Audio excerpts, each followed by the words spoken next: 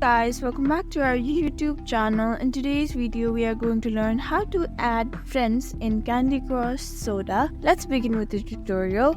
Firstly, open your Candy Crush app and make sure you're connected to your internet and you're logged into your Candy Crush Soda app. So after opening, over here at the top right corner, here you can see the option of live. At this side you can see the option of activities, socials and shop. Tap on socials. Here you can see the option of inbox and friends. Tap on friends. Here you can see the option of add more friends. Tap on it. Here you can add from your contact, and over here you can see the option of soda players as well. Add anyone by tapping on the plus icon with a person. Tap on this green icon like this. There you go, you have sent your friend request. You have added friends in Candy Crush Soda.